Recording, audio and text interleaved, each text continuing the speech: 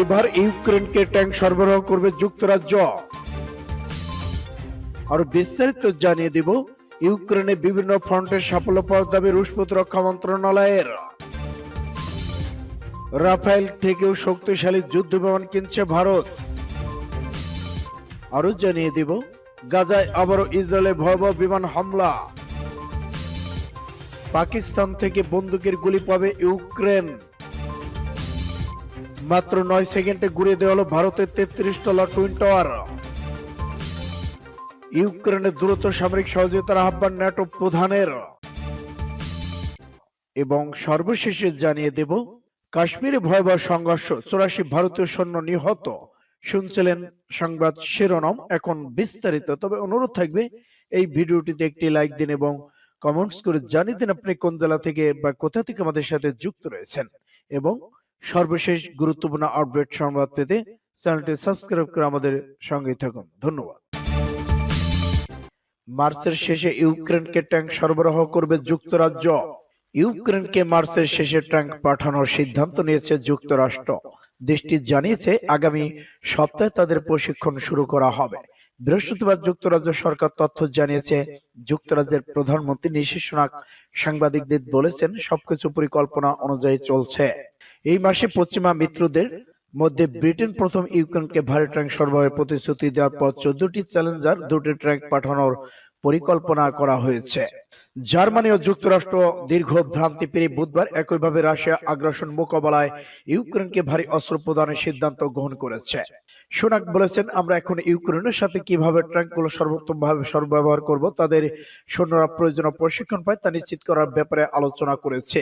এর আগে যুক্তরাষ্ট্রের জন্য প্রতিরক্ষামন্ত্রী অ্যালেন চাক জার্মান সরকারের মতো ট্যাঙ্ক সরবরাহের জন্য মার্চের শেষের দিকে একই সীমা বেঁধে দিয়েছেন।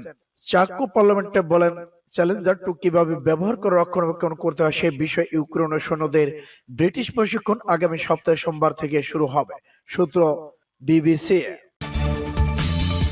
ইউক্রেনে বিভিন্ন ফ্রন্টের সাফল্য পাওয়ার দাবি রুশ প্রতিরক্ষা মন্ত্রণালয়ের। রাশিয়া বলছে ইউক্রেনে বিভিন্ন ফ্রন্টে রুশ বাহিনী নতুন করে বেশ কিছু সাফল্য পেয়েছে।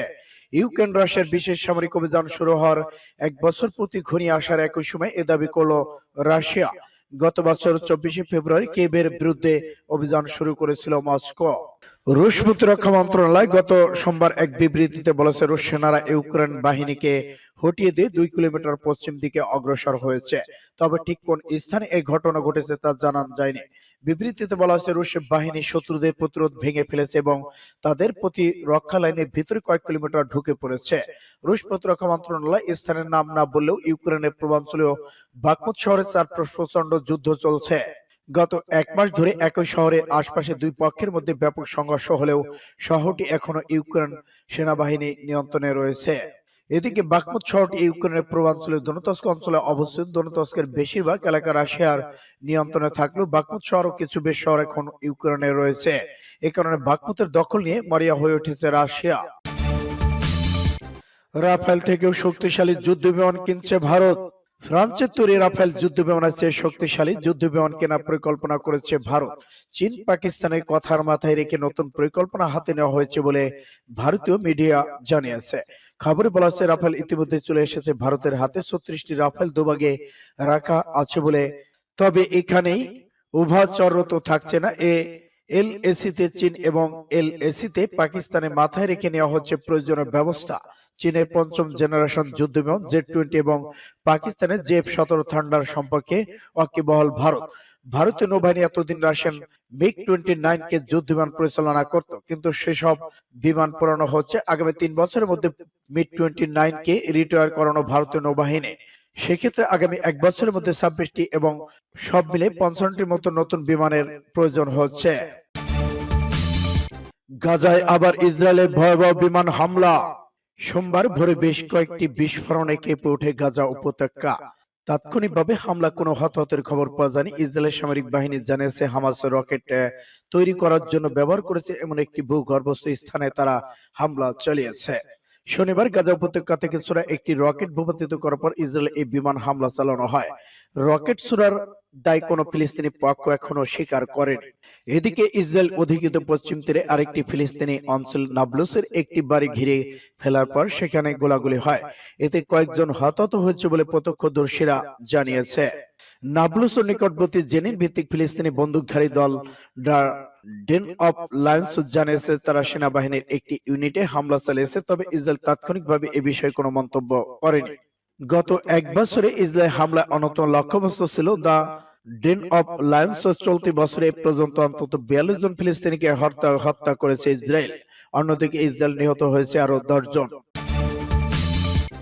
পাকিস্তান থেকে বন্দুকের গুলি পাবে ইউক্রেন।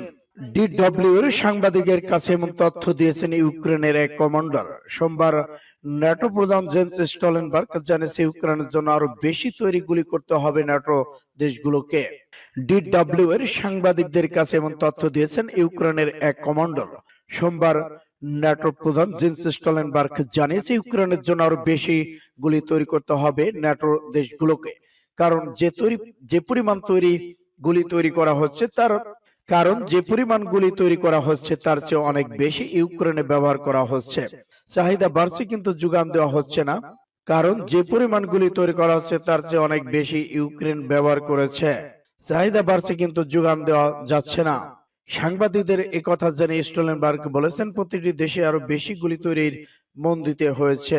শেষ পর্যন্ত ন্যাটো ইউক্রেনের পাশে থাকবে। ইউক্রেনের যত পরিমাণ গুলি প্রয়োজন হবে ন্যাটো তার যোগান দেবে। বস্তুত ইউক্রেনে ন্যাটোর যুদ্ধ বিমান পাঠাতে পারে বলে এতদিন জানিয়েছে স্টলটেনবার্গ। এই বিষয়ে ন্যাটোর গুরুত্বপূর্ণ বৈঠক আছে, এরপরেই সিদ্ধান্ত জানানো হবে বলে জানিয়েছেন তিনি।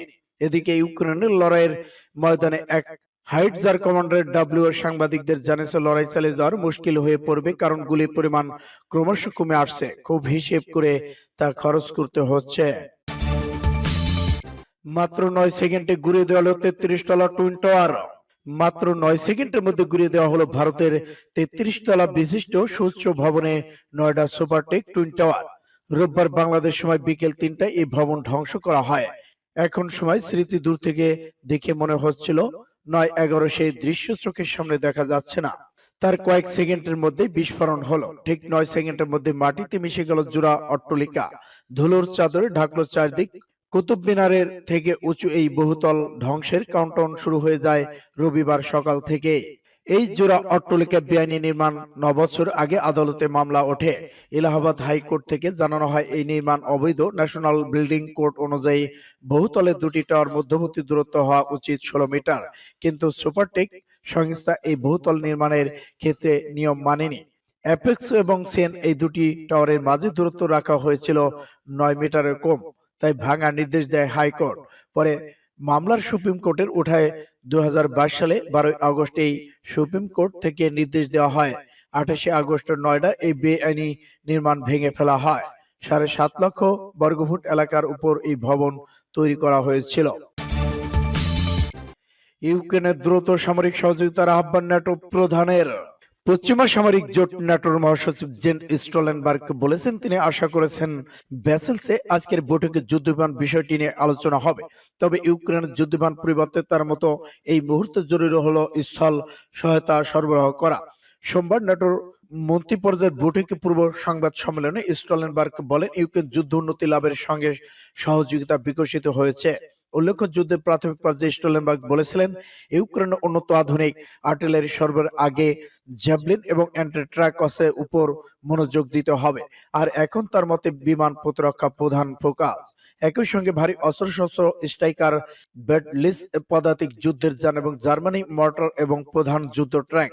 ন্যাটো প্রধান সাংবাদিকদের বলেছেন আপনারা মিডিয়া থেকে দেখেছেন এখন বিমান নিয়ে একটি আলোচনা চলছে। আমি আশা করি আগামীকাল ব্রাসেলসে মিটিং এ এটি উত্থাপন করা হবে।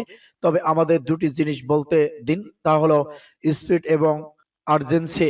কারণ বিমান নিয়ে যত মতামত যাই হোক না কেন তার সময় লাগবে। এখন যা দরকার তা হলো ইউক্রেনের জন্য জরুরি সমর্থন। তাই আমরা সর্বোচ্চ অগ্রাধিকার হলো মিত্র বাহিনী পদাতিক যুদ্ধের যান, যুদ্ধ ট্যাঙ্কের জন্য যে প্রতিশ্রুতি দিয়েছে তা নিশ্চিত করা। সূত্র গার্ডিয়ান। কাশ্মীরে ভয়াবহ সংঘাত, 84 ভারতীয় সৈন্য নিহত। জম্মু কাশ্মীর নিয়ে ভারত পাকিস্তান এবং স্বাধীনতাকামীদের দ্বন্দ্বের ইতিহাস অনেক পুরনো, কিন্তু দীর্ঘ ইতিহাসে চলতি বছর এখনো শেষ হয়নি। কিন্তু গত 3 মাসেই সহিংসতায় নিহত হয়েছেন 163 জন। একটি মানবাধিকার প্রতিবেদনে বরাত দিয়ে আলাদুল এজেন্সিও এ তথ্য জানিয়েছেন। একটি সূত্র জানায়, গত 3 দশকে স্বাধীনতাকামীদের চেয়ে ভারতীয় সেনাবাহিনী নিহত হয়েছে সবচেয়ে বেশি। গত 3 মাসে 84 জন ভারতীয় সেনা নিহত হয়েছেন। ভারতীয় জন সহ স্বাধীনতাকামী 58 জন, বেসামরিক 21 জন নিহত হয়েছে। গত 14 ফেব্রুয়ারি জম্মু কাশ্মীরের পুলওয়ামার ভারতীয় একটি আধা সামরিক বাহিনীর উপর কাশ্মীরে এক বিদ্রোহী আত্মঘাতী হামলায় 48 জন নিহত হয়। 18 ফেব্রুয়ারি ফের স্বাধীনতাকামীদের বিদ্রোহীদের হামলায় মেজর সহ 5 ভারতীয় সেনা নিহত। এছাড়াও আত্মহত্যা করে মারা যান আরো 7 জওয়ান। অন্তকন্দলে নিহত আরো 3 সেনা সদস্য। বেসামরিক লোকদের মধ্যে ঘরে ঢুকে অজ্ঞাত বন্দুকধারীদের হামলায় নিহত 7 জন, সীমান্তে গুলি বিনিময়ে 6 জন এবং গ্রেনেড আইডি বিস্ফোরণে আরো 4 জন সেনা নিহত হয়।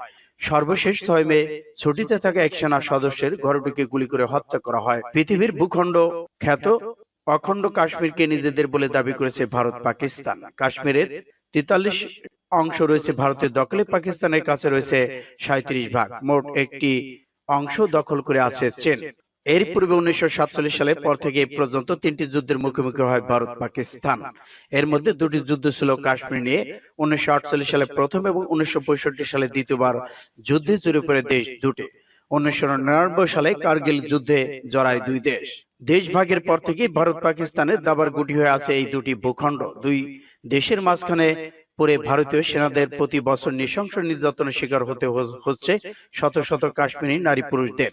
এই নৃশংসতা রেহাই পায় না শিশুরাও।